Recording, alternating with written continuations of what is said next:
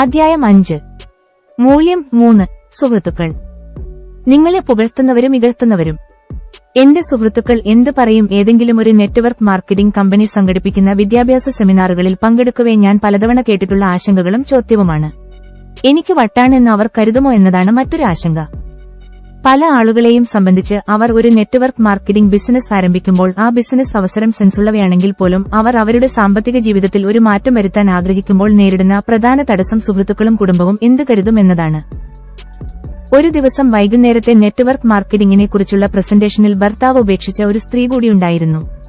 30ഓളം അതിഥികൾക്കൊപ്പം അവരും നെറ്റ്വർക്ക് മാർക്കറ്റിംഗിനെ കുറിച്ച് കേൾക്കുവാൻ മുൻപന്തിയിൽ തന്നെയിരുന്നു.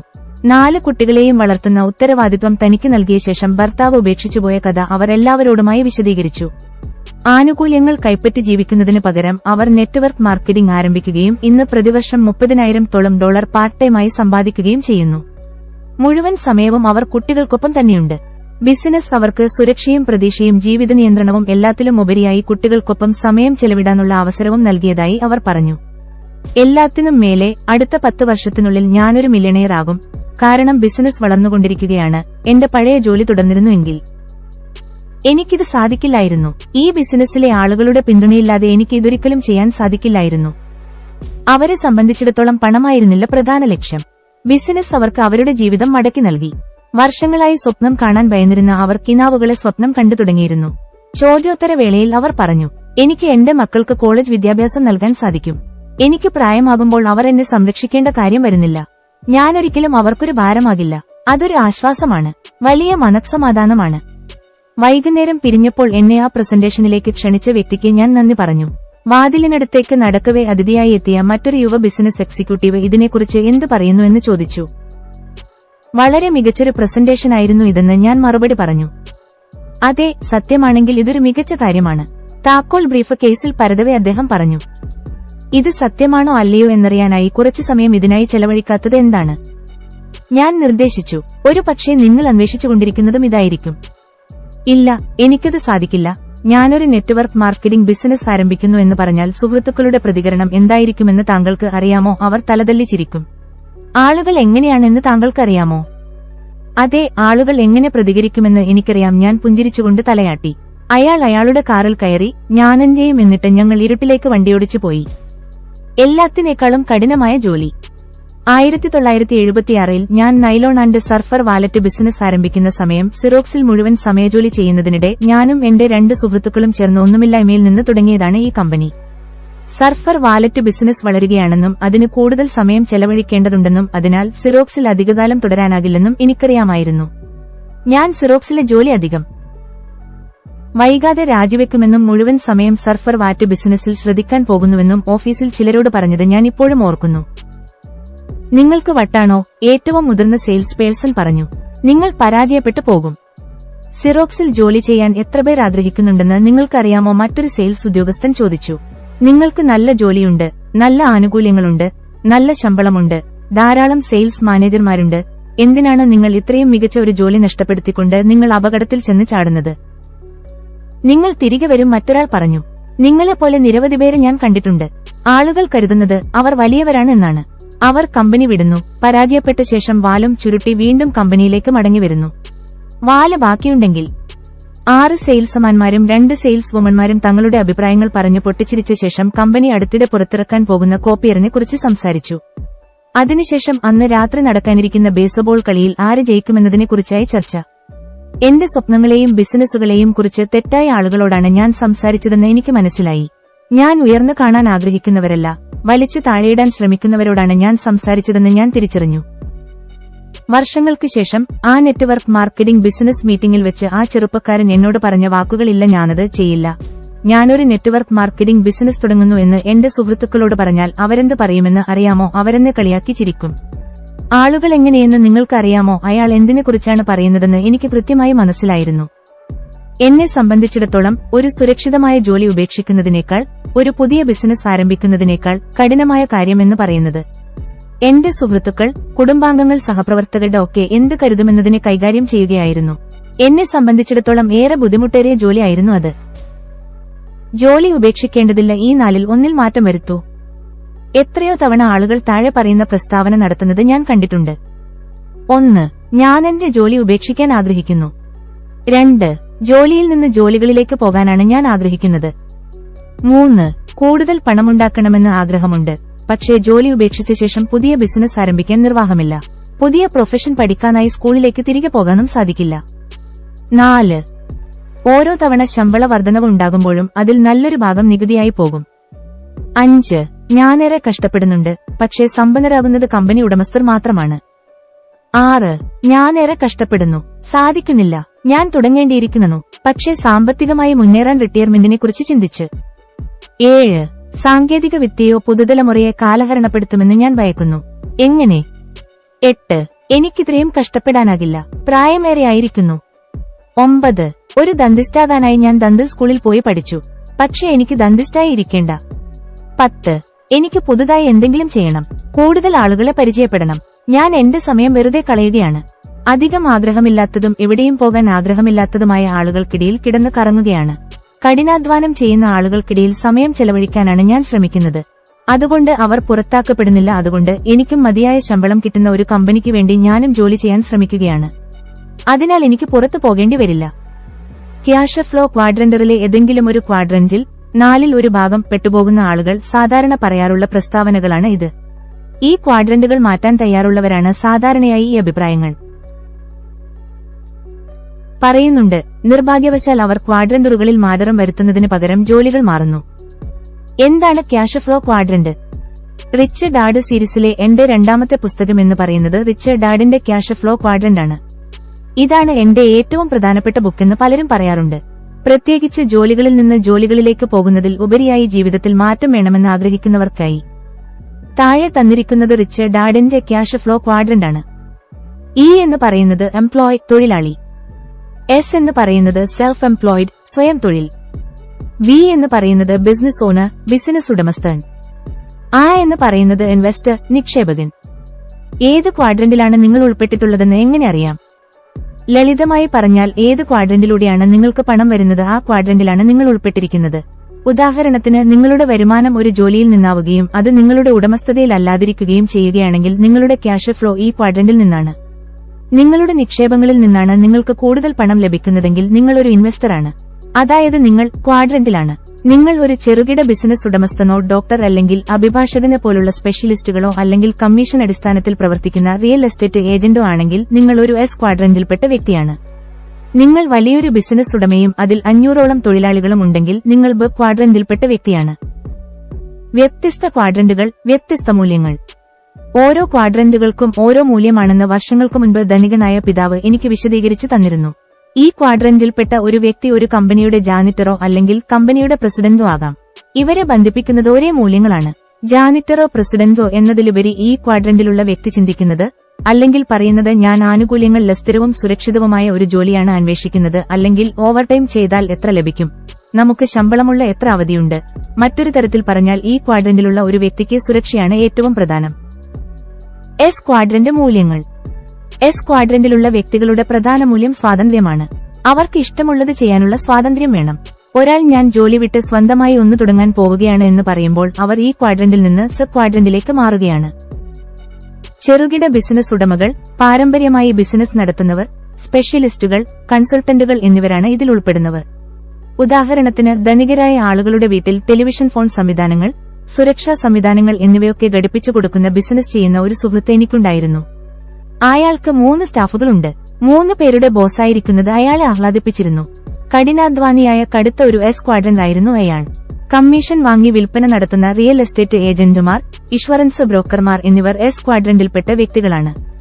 വലിയ മെഡിക്കൽ, നിയമ, കൺസൾട്ടൻസി സ്ഥാപനങ്ങളുടെ പരിധിയിൽപ്പെടാത്ത ഡോക്ടർമാർ, അഭിഭാഷകർ, അക്കൌണ്ടന്റുമാർ എന്നിങ്ങനെയുള്ള പ്രൊഫഷണലുകളും എസ് ക്വാഡ്രന്റിൽപ്പെടുന്നു. എസ് ക്വാഡ്രന്റിൽപ്പെട്ട ഒരാളെ തിരിച്ചറിയാനുള്ള വഴിയെന്ന് പറയുന്നത് അയാളുടെ വാക്കുകളാണ്. അയാളെപ്പോഴും നിങ്ങൾക്ക് ശരിയായി എന്തെങ്കിലും ചെയ്യണമെങ്കിൽ അത് നിങ്ങൾ തന്നെ ചെയ്തുകൊള്ളൂ എന്ന് പറഞ്ഞുകൊണ്ടേയിരിക്കും. അല്ലെങ്കിൽ എന്റെ പക്കൽ ഏറ്റവും മികച്ച ഉത്പന്നങ്ങളുണ്ട്.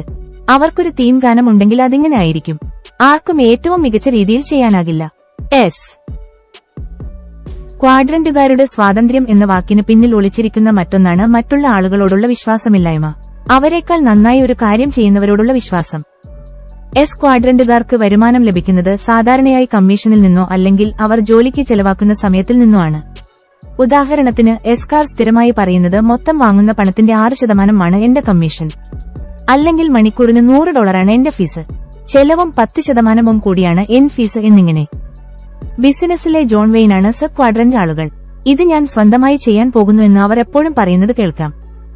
ബി ക്വാഡ്രന്റ് മൂല്യങ്ങൾ: ശക്തമായ ജീവിത ലക്ഷ്യങ്ങളുള്ള, ഒരു മികച്ച ടീമിന് വില കൽപ്പിക്കുന്ന, ഫലപ്രദമായ ടീം വർക്കിൽ വിശ്വസിക്കുന്ന, കഴിയുന്നത്ര ആളുകളെ സഹായിക്കുകയും അവർക്കൊപ്പം ജോലിയെടുക്കാൻ ആഗ്രഹിക്കുകയും ചെയ്യുന്നവർക്ക് മാത്രമേ ഒന്നുമില്ലായ്മയിൽ നിന്ന് ശക്തമായ ഒരു ബി ക്വാഡ്രന്റ് ബിസിനസ് നിർമ്മിച്ചെടുക്കാൻ സാധിക്കൂ. ഈ ബുക്കിന്റെ തുടക്കത്തിൽ ഞാൻ ജനറൽ ഇലക്ട്രിക്കിന്റെ സ്ഥാപകൻ തോമസ് എഡിസണെക്കുറിച്ചും ഫോർഡ് മോട്ടോർ കമ്പനിയുടെ സ്ഥാപകൻ ഹെൻറി ഫോർഡിനെക്കുറിച്ചും മൈക്രോസോഫ്റ്റ് സ്ഥാപകൻ ബിൽ ഗേറ്റ്സിനെക്കുറിച്ചും സൂചിപ്പിച്ചിരുന്നു.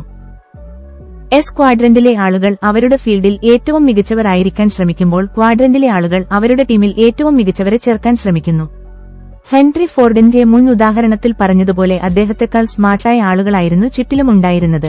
ഒരു എസ് ക്വാഡ്രന്റ് ബിസിനസ്സുകാരൻ അയാളുടെ ചെറിയ ടീമിലെ സ്മാർട്ടായ വ്യക്തിയായിരിക്കും. ഉദാഹരണത്തിന് ഡോക്ടർ അല്ലെങ്കിൽ കൺസൾട്ടന്റ്. വരുമാനത്തിന്റെ കാര്യത്തിലേക്ക് വന്നാൽ ഒരു ശരിയായ ബി ക്വാഡ്രന്റ് വ്യക്തി അവളുടെ ബിസിനസ് വിട്ടാലും അവർക്ക് വരുമാനം വന്നുകൊണ്ടേയിരിക്കും. ഭൂരിഭാഗം കേസുകളിലും എസ് ക്വാഡ്രന്റ് വ്യക്തി പണി നിർത്തിയാൽ അവരുടെ വരുമാനവും നിലയ്ക്കും. അതുകൊണ്ട് നിങ്ങൾ നിങ്ങളോട് തന്നെ ചോദിക്കേണ്ട ചോദ്യം, ഇന്ന് ഞാൻ ജോലി ചെയ്യുന്നത് നിർത്തിയാൽ എനിക്ക് എത്ര വരുമാനമുണ്ടാകും എന്നാണ്. 6 മാസമോ അതിൽ കുറവോ കൊണ്ട് നിങ്ങളുടെ വരുമാനം നിന്നാൽ നിങ്ങൾ ഈ അല്ലെങ്കിൽ സബ് ക്വാഡ്രന്റിൽപ്പെട്ട വ്യക്തിയാണ്. ബി അല്ലെങ്കിൽ ക്വാഡ്രന്റിൽപ്പെട്ട വ്യക്തി വർഷങ്ങളോളം ജോലി ചെയ്തില്ലെങ്കിലും അവർക്ക് വരുമാനം വന്നുകൊണ്ടേയിരിക്കും. 1 ക്വാഡ്രന്റ് മൂല്യം: സാമ്പത്തിക സ്വാതന്ത്ര്യത്തിന് പ്രാധാന്യം നൽകുന്നവരാണ് 1 ക്വാഡ്രന്റുകാർ. നിക്ഷേപകൻ തങ്ങൾ ജോലി ചെയ്യുന്നതിന് പകരം പണം തനിക്ക് വേണ്ടി ജോലി ചെയ്യുന്നതിന് ഇഷ്ടപ്പെടുന്നു. നിക്ഷേപകൻ പല കാര്യങ്ങളിൽ നിക്ഷേപിക്കുന്നു: സ്വർണ്ണ നാണയങ്ങൾ, റിയൽ എസ്റ്റേറ്റ്, ബിസിനസ്സുകൾ, പേപ്പർ ആസ്തികളായ സ്റ്റോക്കുകൾ, മ്യൂച്വൽ ഫണ്ട് എന്നിവയെല്ലാം അവർ ഇൻവെസ്റ്റ് ചെയ്യാം. നിങ്ങളുടെ വരുമാനം നിങ്ങളുടെ വ്യക്തിപരമായ നിക്ഷേപക അറിവിൽ നിന്ന് വരുന്നതിന് കമ്പനിയിൽ നിന്ന് അല്ലെങ്കിൽ ഗവൺമെന്റ് റിട്ടയർമെന്റ് പ്ലാനുകളിൽ നിന്നാണ് വരുന്നതെങ്കിൽ ആ വരുമാനം ഈ ക്വാഡ്രന്റിൽ നിന്നുള്ളതാണ്. മറ്റൊരു തരത്തിൽ പറഞ്ഞാൽ നിങ്ങളുടെ സേവനത്തിനുള്ള ബിൽ നിങ്ങളുടെ ബോസ് ഇപ്പോഴും നൽകിക്കൊണ്ടിരിക്കുന്നു. എന്റെ ആസ്തികളുടെ 20% വീതം എനിക്ക് തിരികെ ലഭിക്കുന്നുണ്ട്, അല്ലെങ്കിൽ കമ്പനിയുടെ സാമ്പത്തിക കാര്യങ്ങൾ കാണിക്കൂ. അതുമല്ലെങ്കിൽ ഈ പ്രോപ്പർട്ടിയുടെ ഡിഫേർഡ് മെയിന്റനൻസ് എത്രയാണ് തുടങ്ങിയ വാക്കുകളാണ് നിക്ഷേപകർ പറയുക. വിവിധ ക്വാഡ്രന്റുകൾ, വിവിധ നിക്ഷേപകർ. ഇന്നത്തെ കാലത്ത് നമുക്കെല്ലാവർക്കും നിക്ഷേപകരാകണം. എന്നിരുന്നാലും നമ്മുടെ സ്കൂളുകളിൽ നിക്ഷേപത്തെക്കുറിച്ച് കൂടുതലൊന്നും പഠിപ്പിക്കുന്നില്ല. ഓഹരികൾ തെരഞ്ഞെടുക്കാൻ പഠിപ്പിക്കുന്ന ചില സ്കൂളുകളെക്കുറിച്ച് എനിക്കറിയാം. പക്ഷേ അത് നിക്ഷേപമല്ല. എന്നെ സംബന്ധിച്ചിടത്തോളം ഓഹരികൾ തെരഞ്ഞെടുക്കുന്നത് ഒരുതരം ചൂതാട്ടമാണ്, അല്ലാതെ നിക്ഷേപമല്ല. വർഷങ്ങൾക്ക് മുൻപ് നിരവധി തൊഴിലാളികൾ മ്യൂച്വൽ ഫണ്ടുകളിൽ അല്ലെങ്കിൽ സേവിംഗ്സുകളിൽ നിക്ഷേപിച്ചിരുന്നതായി ധനികനായ പിതാവ് എന്നോട് പറഞ്ഞിട്ടുണ്ട്. ഏറ്റവും മോശം നിക്ഷേപകർ ഡോക്ടർമാരാണ്. ഈ എസ്, ബി ക്വാഡ്രന്റുകളിൽ ഏതെങ്കിലും മുന്നിൽ നിങ്ങൾ വിജയിച്ചു എന്നതുകൊണ്ട് നിങ്ങളൊരിക്കലും ക്വാഡ്രന്റിൽ വിജയിക്കണമെന്നില്ലെന്നും അദ്ദേഹം പറയുമായിരുന്നു. വിവിധ ക്വാഡ്രന്റുകൾ വിവിധ രീതിയിലാകും നിക്ഷേപിക്കുന്നതെന്ന് ധനികനായ പിതാവ് ചൂണ്ടിക്കാട്ടുന്നു. ഉദാഹരണത്തിന് എസ് ക്വാഡ്രന്റിലെ വ്യക്തി പറയുന്നത് കേട്ടിട്ടുണ്ട്: ടോയ്ലറ്റുകൾ നന്നാക്കാനാകില്ല, അതിനാൽ ഞാൻ റിയൽ എസ്റ്റേറ്റിൽ നിക്ഷേപിക്കുന്നില്ല എന്ന്. എന്നാൽ ബി ക്വാഡ്രന്റിൽപ്പെട്ട വ്യക്തി ഇതേ നിക്ഷേപ ചലഞ്ച് ഏറ്റെടുക്കുകയും രാത്രിയിൽ ടോയ്ലറ്റ് ശരിയാക്കാനായി ഒരു പ്രോപ്പർട്ടി മാനേജ്മെന്റ് കമ്പനിയെ ഏൽപ്പിക്കാമെന്ന് തീരുമാനിക്കുകയും ചെയ്യും. മറ്റൊരു തരത്തിൽ പറഞ്ഞാൽ എസ് ക്വാഡ്രന്റുകാർ ടോയ്ലറ്റ് സ്വയം നന്നാക്കാമെന്ന് കരുതുമ്പോൾ ബി ക്വാഡ്രന്റുകാർ അതിനായി മറ്റൊരാളെ വിലക്കെടുക്കുന്നു. വ്യത്യസ്തരായ ആളുകൾ, വ്യത്യസ്ത മനോഭാവം, വ്യത്യസ്തമായ ക്വാഡ്രന്റുകൾ, വ്യത്യസ്ത മൂല്യങ്ങൾ. വ്യത്യസ്ത ക്വാഡ്രന്റുകളിലേക്ക് ആകർഷിക്കപ്പെടുന്ന വിവിധ ആളുകളെക്കുറിച്ച് കൂടുതലറിയാൻ റിച്ച് ഡാഡ് സീരീസിലെ 2ാമത്തെ ബുക്കായ rich dad's cash flow quadrant എന്ന പുസ്തകം വായിക്കുക. നേരത്തെ പറഞ്ഞപോലെ ജീവിതത്തിൽ മാറ്റം വരുത്താൻ ആഗ്രഹിക്കുന്നവർക്ക് ഏറ്റവും മികച്ച പുസ്തകമാണ് റിച്ച് ഡാഡിന്റെ ക്യാഷ് ഫ്ലോ ക്വാഡ്രന്റ് എന്ന് പലരും പറഞ്ഞിട്ടുണ്ട്. നെറ്റ്വർക്ക് മാർക്കറ്റിംഗ് ഒരു ബി ക്വാഡ്രന്റ് ബിസിനസ്സാണ്. ബി ക്വാഡ്രന്റിൽ വരാൻ താൽപര്യമുള്ളവർക്ക് വേണ്ടിയാണ് നെറ്റ്വർക്ക് മാർക്കറ്റിംഗ് ബിസിനസ്. എന്തുകൊണ്ടാണ് ഇതൊരു ബി ക്വാഡ്രന്റ് ബിസിനസ് ആകുന്നത്? 500-ലധികം ആളുകളിലേക്ക് വ്യാപിച്ചു കിടക്കുന്ന രീതിയിലാണ് നെറ്റ്വർക്ക് മാർക്കറ്റിംഗ് ബിസിനസ് രൂപകൽപ്പന ചെയ്തിട്ടുള്ളത് എന്നതാണ് ഇതിന്റെ ഉത്തരം. മാത്രമല്ല, നെറ്റ്വർക്ക് മാർക്കറ്റിംഗ് ബിസിനസിന്റെ വരുമാന ശക്തി എന്ന് പറയുന്നത് സൈദ്ധാന്തികമായി അനന്തമാണ്. എന്നാൽ എസ് ക്വാഡ്രന്റുകളുടെ വരുമാന ശക്തി പരിമിതമാണ്. ഒരു വ്യക്തിക്ക് ഉണ്ടാക്കാൻ കഴിയുന്നത്ര പരിമിതം. എന്നാൽ നെറ്റ്വർക്ക് മാർക്കറ്റിംഗ് ബിസിനസ്സിൽ നിങ്ങളുടെ നെറ്റ്വർക്കിന് ഉണ്ടാക്കാൻ സാധിക്കുന്നത്ര നിങ്ങൾക്ക് സമ്പാദിക്കാം. അതായത് ഒരു വലിയ നെറ്റ്വർക്ക് നിങ്ങൾ സ്ഥാപിച്ചാൽ അത്രയും വലിയ തുക നിങ്ങൾക്ക് സമ്പാദിക്കാം. ഒരു വലിയ നെറ്റ്വർക്ക് സ്ഥാപിച്ചു കഴിഞ്ഞാൽ നിങ്ങൾ ബി ക്വാഡ്രന്റിൽ നിന്ന് 1 ക്വാഡ്രന്റിലേക്ക് മാറണം. അത് മാത്രമാണ് ധനികനായ പിതാവ് എന്നോട് നിർദ്ദേശിച്ചത്. അത് തന്നെയാണ് ഞാൻ ചെയ്തതും. സിറോക്സിലെ ജോലി ഉപേക്ഷിച്ച് സ്വന്തം ബിസിനസ് തുടങ്ങുന്നതിന് എന്നെ പരിഹസിച്ച എന്റെ പല സഹപ്രവർത്തകരും ഇന്നും ഒരു സെയിൽസ് പേഴ്സണായി തുടരുകയാണ്. അവർ അവരുടെ മനോഭാവം, അവരുടെ മൂല്യങ്ങൾ ഒരിക്കലും മാറ്റാൻ ശ്രമിച്ചിട്ടില്ല. അതുകൊണ്ട് തന്നെ അവരുടെ ക്വാഡ്രന്റിൽ മൂല്യം വരുത്താൻ സാധിച്ചില്ല. ഇവരിൽ പലർക്കും ജോലി നഷ്ടപ്പെട്ടതായും റിട്ടയർമെന്റിലേക്ക് മതിയായ പണം കരുതിവച്ചിട്ടില്ലെന്ന് സങ്കടപ്പെടുന്ന പലരെയും എനിക്കറിയാം. മറ്റൊരു തരത്തിൽ പറഞ്ഞാൽ അവർ ഈ ക്വാഡ്രന്റുകളിൽ കൂടുതൽ സമയം ചെലവഴിക്കുന്നു. വലുതാകുമ്പോൾ നിനക്ക് എന്താകണം? കുട്ടിയായിരിക്കവേ ദരിദ്രനായ പിതാവ് എന്നോട് ഇടയ്ക്കിടെ പറയുമായിരുന്നു, സ്കൂളിൽ പോയി നന്നായി പഠിച്ച് നല്ല മാർക്ക് വാങ്ങിയാൽ സുരക്ഷിതമായ നല്ലൊരു ജോലി ലഭിക്കുമെന്ന്.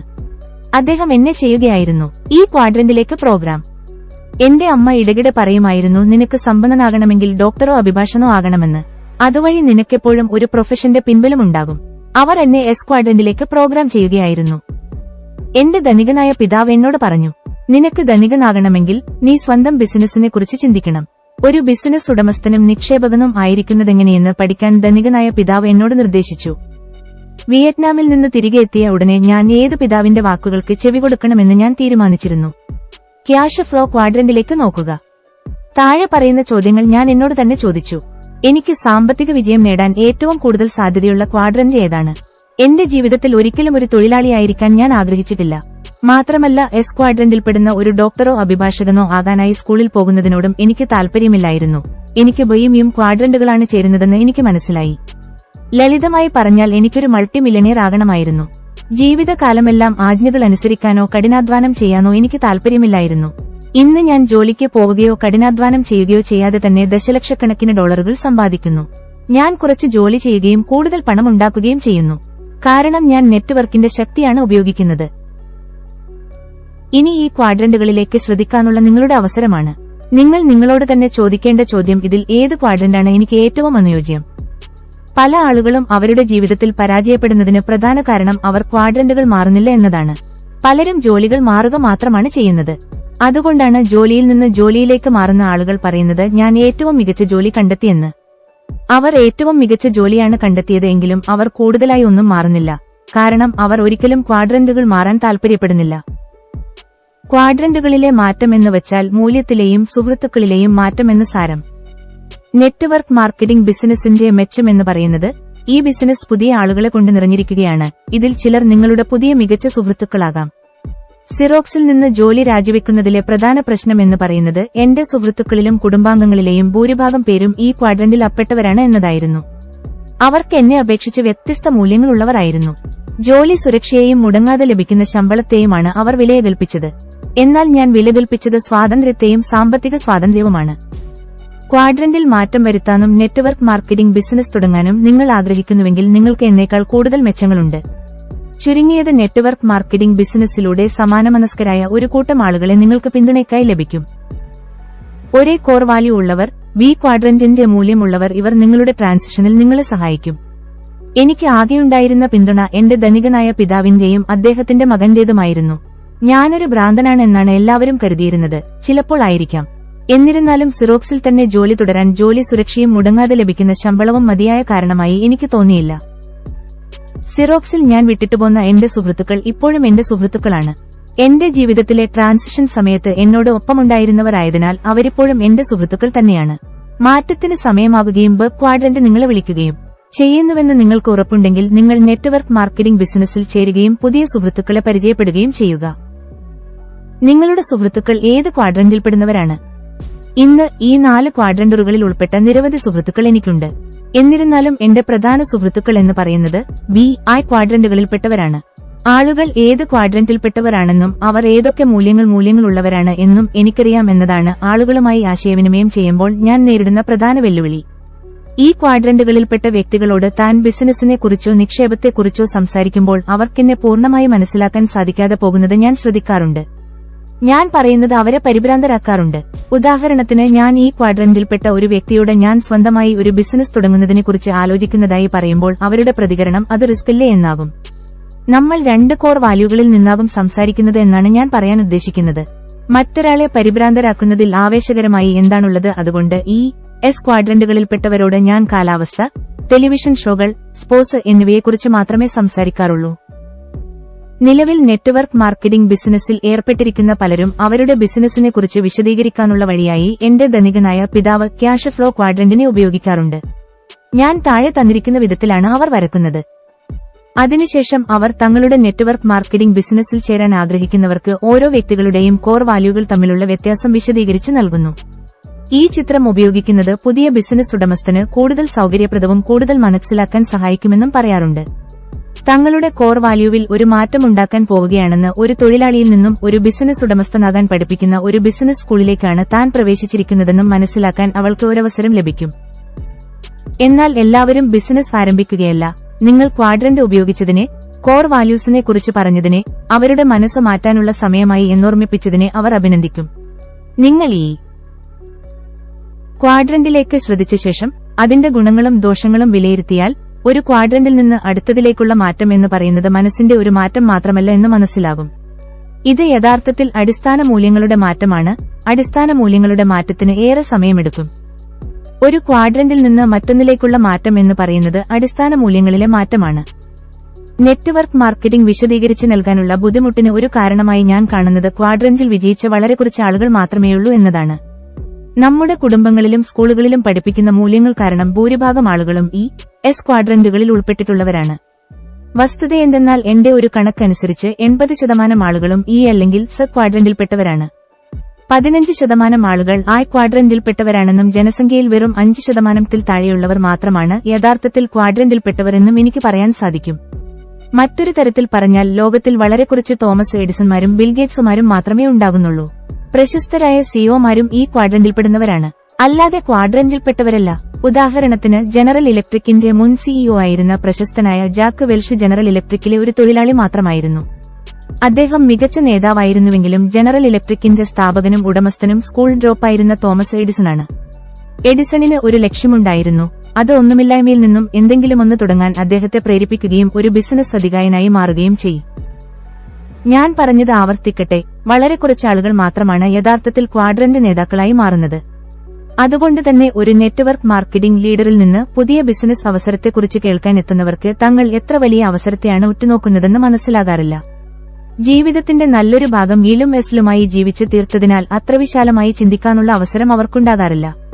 അതിനാൽ തന്നെ വാഗ്ദാനം ചെയ്യപ്പെട്ട അവസരത്തിന്റെ യഥാർത്ഥ ചിത്രം കാണാൻ പരാജയപ്പെടുന്നു. വളരെ ചെറിയ പ്രായത്തിൽ തന്നെ ഒരു ക്വാഡ്രന്റ് ബിസിനസിന്റെ ശക്തി മനസ്സിലാക്കാൻ മാത്രം ധനികനായ പിതാവ് എന്റെ മനസ്സിനെ വിശാലമാക്കി എന്ന ഭാഗ്യം എനിക്ക് സിദ്ധിച്ചിരുന്നു. അതുകൊണ്ടാണ് എന്റെ ജീവിതത്തിൽ 4 വർഷം ഒരൊറ്റ ജോലി മാത്രം ചെയ്തത്. വലുതാകുമ്പോൾ എന്റെ ജീവിതത്തിൽ ഒരു ഇ അല്ലെങ്കിൽ സ ക്വാഡ്രന്റിൽ ഉൾപ്പെടാൻ ഞാൻ ആഗ്രഹിച്ചിരുന്നില്ല. ഞാൻ ജീവിക്കാൻ ആഗ്രഹിച്ച ക്വാഡ്രന്റുകൾ ബ ക്വാഡ്രന്റും ഐ ക്വാഡ്രന്റുമാണ് എന്ന് എനിക്കറിയാമായിരുന്നു. നിങ്ങൾ ഒരു നെറ്റ്വർക്ക് മാർക്കറ്റിംഗ് ബിസിനസ് ആരംഭിക്കുകയും അതിനെക്കുറിച്ച് സുഹൃത്തുക്കളോട് വിശദീകരിക്കുകയും ചെയ്യുകയാണ് എങ്കിൽ ആദ്യം അവരോട് ക്വാഡ്രന്റുകളെക്കുറിച്ചും നിങ്ങളെന്തുകൊണ്ട് നിങ്ങളുടെ വ്യക്തിപരമായ ക്വാഡ്രന്റ് മാറുന്നുവെന്നും വിശദീകരിച്ച് നൽകുക. ഞാനൊരു നെറ്റ്വർക്ക് മാർക്കറ്റിംഗ് കമ്പനി ആരംഭിക്കുന്നുവെന്ന് നിങ്ങൾ വെറുതെ പറയുന്നതിനേക്കാൾ ക്വാഡ്രന്റിനെക്കുറിച്ച് വിശദീകരിച്ച് പറയുമ്പോൾ അവർ നിങ്ങളെ കൂടുതൽ പിന്തുണയ്ക്കും. ഞാൻ പറഞ്ഞതുപോലെ ഈ ബിസിനസ് വിശദീകരിക്കാൻ ബുദ്ധിമുട്ടായതിനു കാരണം ക്വാഡ്രന്റിൽപ്പെട്ട വളരെ കുറച്ച് ആളുകൾ മാത്രമേയുള്ളൂ എന്നതാണ്. അവർക്ക് ചുറ്റുമുള്ള കുടുംബവും സുഹൃത്തുക്കളുമടങ്ങുന്ന നല്ലൊരു ഭാഗവും ഈ എസ് ക്വാഡ്രന്റുകളിൽപ്പെട്ടവരായിരിക്കും. അതുകൊണ്ട് തന്നെ ക്ഷമയോടെ നിങ്ങളുടെ ജീവിതത്തിന്റെ പുതിയ കാഴ്ചപ്പാടുകളെക്കുറിച്ച് വിശദീകരിച്ച് നൽകുക. ഇതുകൂടാതെ നിങ്ങളുടെ ക്ഷമയും നിങ്ങൾ കടന്നുപോകുന്ന മാറ്റത്തെക്കുറിച്ചുള്ള നിങ്ങളുടെ വിശദീകരണവും നല്ല കാര്യമാണ് എന്നു കരുതുന്നവരും നിങ്ങൾക്കൊപ്പം യാത്രയിൽ പങ്കുചേരും. ഈ യാത്ര വളരെ പെട്ടെന്ന് സമ്പന്നനാകാനുള്ള വഴിയല്ല, ഒരു പ്രക്രിയയാണെന്ന് അവരെ മനസ്സിലാക്കി നൽകുക. ഈ യാത്ര പൂർത്തീകരിക്കാൻ വർഷങ്ങളെടുത്തേക്കാം. നിങ്ങൾ സീരിയസ് ആണെങ്കിൽ ഞാൻ നിർദ്ദേശിക്കുന്നത് ഒരു 5 വർഷത്തെ പദ്ധതിയാണ്. 5 വർഷത്തെ പദ്ധതി, പഞ്ചവത്സര പദ്ധതി. എന്തുകൊണ്ടാണ് 5 വർഷത്തേക്കുള്ള പദ്ധതികൾ എന്ന് ഞാൻ ഇടയ്ക്കിടെ ചോദിക്കാറുണ്ട്. താഴെ പറയുന്നവയാണ് അതിനുള്ള എന്റെ കാരണങ്ങൾ. കാരണം 1, സ്റ്റാർബക്സ് നിർമ്മിക്കാൻ വർഷങ്ങളെടുത്തു. മക്ഡൊണാൾഡ്സ് നിർമ്മിക്കാൻ വർഷങ്ങളെടുത്തു. സോണി എന്റർടൈൻമെന്റ് രംഗത്തെ അതികായന്മാരാകുന്നതിന് മുൻപൊരു കാലഘട്ടമുണ്ടായിരുന്നു. മറ്റൊരു തരത്തിൽ പറഞ്ഞാൽ വമ്പൻ കമ്പനികളും മികച്ച ബിസിനസ് നേതാക്കളും രൂപപ്പെട്ടു വരാൻ വർഷങ്ങളെടുക്കും. ഭൂരിഭാഗം ആളുകളും വർഷങ്ങളുടെ കണക്കിലല്ല ചിന്തിക്കുന്നത്. ഭൂരിഭാഗം പേരും ചിന്തിക്കുന്നത് പെട്ടെന്നുള്ള ഗ്രാറ്റിഫിക്കേഷനും വേഗത്തിൽ സമ്പന്നനുമാകാനാണ്. അതുകൊണ്ടാണ് ക്വാഡ്രന്റിൽ വളരെ കുറച്ച് ആളുകൾ മാത്രമേയുള്ളൂ എന്ന് പറയുന്നത്. ഭൂരിഭാഗം ആളുകൾക്കും പണം വേണം, പക്ഷേ അവർക്ക് അവരുടെ സമയം നിക്ഷേപിക്കാൻ താൽപര്യമില്ല. മുൻപ് പറഞ്ഞതുപോലെ പഠനം ഒരു ശാരീരിക പ്രക്രിയയാണ്. മാത്രമല്ല, ശാരീരികമായ പഠനം മാനസികമായ പഠനത്തേക്കാൾ ഏറെ സമയമെടുക്കും. ഉദാഹരണത്തിന്, നിങ്ങൾ സൈക്കിൾ പഠിക്കാൻ തീരുമാനിച്ചു എന്നിരിക്കട്ടെ.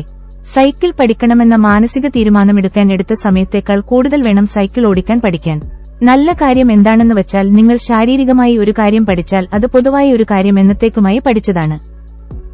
കാരണം മറ്റൊരു വശമെന്തെന്നാൽ അൺലേണിംഗും ഒരു ശാരീരികമായ പഠനമാണ്. വയസ്സൻ നായയെ പുതിയ തന്ത്രങ്ങൾ പഠിപ്പിക്കുവാൻ സാധിക്കില്ലെന്ന് ഒരു പഴഞ്ചൊല്ലുണ്ട്. ഭാഗ്യത്തിന് നമ്മൾ നായകളല്ല, മനുഷ്യരാണ്. എന്നാൽ വയസ്സിന്റെ കാര്യത്തിൽ ചില വാസ്തവങ്ങളുണ്ട്.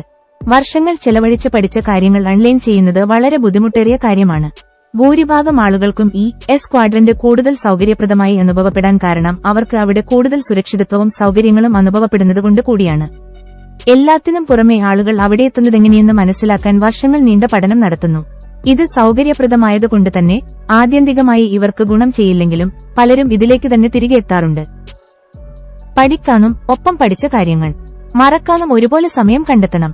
ആളുകളെ സംബന്ധിച്ച് ക്വാഡ്രന്റിലെ ഇടതുവശത്തുനിന്ന് വലതുവശത്തേക്കുള്ള മാറ്റം ഏറെ ബുദ്ധിമുട്ടായി തോന്നുന്നതിന് കാരണം എസ് ക്വാഡ്രന്റുകളുടെ കാഴ്ചപ്പാടുകൾ മറക്കാൻ സാധിക്കാത്തതാണ്.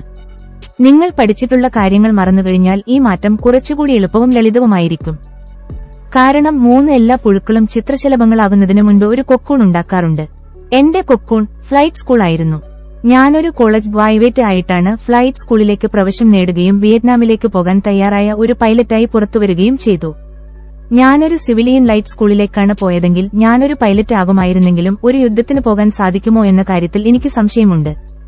മിലിറ്ററി പൈലറ്റുമാരായ ഞങ്ങൾ പഠിക്കുന്നതല്ല സിവിലിയൻ പൈലറ്റുമാർ പഠിക്കുന്നത്.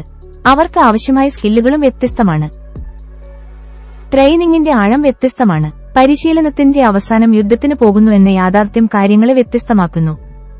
ഫ്ലോറിഡയിലെ ബേസിക് ഫ്ലൈറ്റ് സ്കൂളിൽ 2 വർഷത്തോളം ചെലവഴിച്ച ശേഷമാണ് എനിക്ക് ചിറകുകൾ ലഭിച്ചത്. എന്നുവച്ചാൽ ഞാനൊരു പൈലറ്റായതെന്ന് സാരം. അതിനുശേഷം എന്നെ കാലിഫോർണിയയിലെ പെൻഡലറ്റോണിലുള്ള ക്യാമ്പിലേക്ക് അഡ്വാൻസ്ഡ് ഫ്ലൈറ്റ് ട്രെയിനിങ്ങിനായി മാറ്റി. അവിടെ പറക്കുന്നതിനേക്കാൾ യുദ്ധം ചെയ്യാനാണ് കൂടുതൽ പഠിച്ചത്. കൂടുതൽ പറഞ്ഞ് ഞാൻ നിങ്ങളെ ബോറടിപ്പിക്കുന്നില്ല. പക്ഷേ പെൻഡലറ്റോണിലെ പരിശീലനം ആഴത്തിലുള്ളതായിരുന്നു. ഫ്ലൈറ്റ് സ്കൂളിലെ പഠനം കഴിഞ്ഞ് ഞങ്ങൾ പൈലറ്റായെങ്കിലും വിയറ്റ്നാമിലേക്ക് പോകാനുള്ള തയ്യാറെടുപ്പ് 1 വർഷത്തോളം ഉണ്ടായിരുന്നു.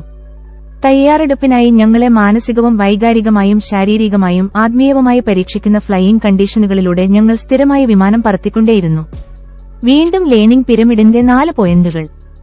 പെൻഡലറ്റോണിലെ ക്യാമ്പിലെ പരിശീലനത്തിന്റെ 8ാം മാസമാണ് എന്റെ ഉള്ളിൽ എന്തോ മാറ്റം സംഭവിക്കുന്നതായി എനിക്ക് അനുഭവപ്പെട്ടത്. ഒരു പരിശീലന പറക്കലിനിടയിൽ യുദ്ധത്തിന് പോകാൻ തയ്യാറായ ഒരു പൈലറ്റായി ഞാൻ മാറി. ആ ഒരു സമയം വരെ ഞാൻ മാനസികമായും വൈകാരികമായും ശാരീരികവുമായി പറന്നിരുന്നു. ചിലർ അതിനെ യാന്ത്രികമായി പറക്കുക എന്ന് വിശേഷിപ്പിച്ചിരുന്നു.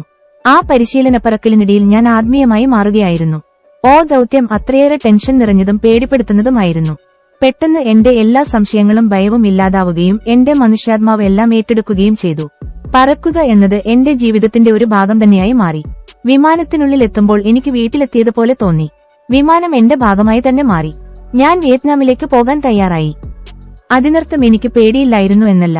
യുദ്ധത്തിന് പോകുന്നതിനുള്ള ഭയം അവിടെ തന്നെയുണ്ടായിരുന്നു. മരിക്കുന്നതിനുള്ള അതേ ഭയം, ഒരു പക്ഷേ അതിനേക്കാൾ മോശമായത് അത് അവിടെ തന്നെയുണ്ടായിരുന്നു. ഒരേ ഒരു വ്യത്യാസമെന്ന് പറയുന്നത് ഇപ്പോൾ ഞാൻ പറക്കാൻ തയ്യാറായി എന്നുള്ളതാണ്. എന്നെക്കുറിച്ച് എന്നിൽ തന്നെയുള്ള വിശ്വാസം ഭയത്തേക്കാൾ വലുതായിരുന്നു. ഇത് കൂടാതെ ഈ രീതിയിലുള്ള ലൈഫ് ചേഞ്ചിങ് വിദ്യാഭ്യാസം പല നെറ്റ്വർക്ക് മാർക്കറ്റിംഗുകളിലും കണ്ടെത്തിയിട്ടുണ്ട്. ഒരു ബിസിനസ്സുകാരനും നിക്ഷേപകനും ആകാനുള്ള എന്റെ ശ്രമവും യുദ്ധത്തിന് തയ്യാറെടുക്കുന്ന പൈലറ്റിന്റെ 140 പ്രക്രിയകളിലൂടെയാണ് കടന്നുപോയിക്കൊണ്ടിരുന്നത്. ബിസിനസ്സിൽ മുൻപ് 2 തവണയുണ്ടായ പരാജയം പെട്ടെന്ന് എന്റെ ആത്മാവ് കണ്ടെത്താൻ സഹായിച്ചു. സംരംഭകത്വ ആത്മാവ് എന്ന് സാധാരണയായി വിളിക്കാറുള്ള ആത്മാവ് തന്നെ. കാര്യങ്ങൾ ഇത്രയേറെ ബുദ്ധിമുട്ടേറിയതാണെങ്കിലും എന്നെ എസ് ക്വാഡ്രന്റിലെ സുരക്ഷയിലേക്കും സൗകര്യത്തിലേക്കും വഴുതിപ്പോകാതെ എന്നെ ആ ക്വാഡ്രന്റുകളിൽ തന്നെ പിടിച്ചു നിർത്തിയത് ഇതേ ആത്മാവാണ്. ക്വാഡ്രന്റ് സൗകര്യപ്രദമാണ് എന്ന് അനുഭവപ്പെടാനുള്ള ആത്മവിശ്വാസം ഞാൻ നേടിയെടുത്തത് 15 വർഷം കൊണ്ടാണ്. ഞാനിപ്പോഴും 5 വർഷത്തെ പദ്ധതി ഉപയോഗിക്കുന്നു. പുതുതായി എന്തെങ്കിലും പഠിക്കാൻ തീരുമാനിച്ചാൽ, ഉദാഹരണത്തിന് റിയൽ എസ്റ്റേറ്റിൽ നിക്ഷേപിക്കുകയാണെങ്കിൽ, ഈ പ്രക്രിയയെക്കുറിച്ച് പഠിക്കാനായി ഞാനിപ്പോഴും 5 വർഷം നീക്കിവെക്കും. ഓഹരിയിൽ നിക്ഷേപിക്കുന്നത് എങ്ങനെയെന്ന് പഠിക്കാൻ തീരുമാനിച്ചപ്പോൾ ആ പ്രക്രിയ പഠിക്കാനായി ഞാൻ വീണ്ടും 5 വർഷം ചെലവഴിച്ചു. പലരും ഒരു തവണ നിക്ഷേപിക്കുന്നു. കുറച്ച് ഡോളർ നഷ്ടം വരുമ്പോൾ അവർ ഉപേക്ഷിച്ചു പോകുന്നു. അവരുടെ ആദ്യത്തെ പരാജയത്തിനു ശേഷം ഉപേക്ഷിച്ചു പോകുന്നതിനാലാണ് അവർ പഠിക്കുന്നതിൽ പരാജയപ്പെടുന്നത്. തോൽക്കുന്നത് വിജയമെന്ന പ്രക്രിയയുടെ ഭാഗമാണ് എന്ന് ഒരു യഥാർത്ഥ വിജയിക്ക് അറിയാമെന്ന് ധനികനായ പിതാവ് ഇടയ്ക്കിടെ പറയുമായിരുന്നു.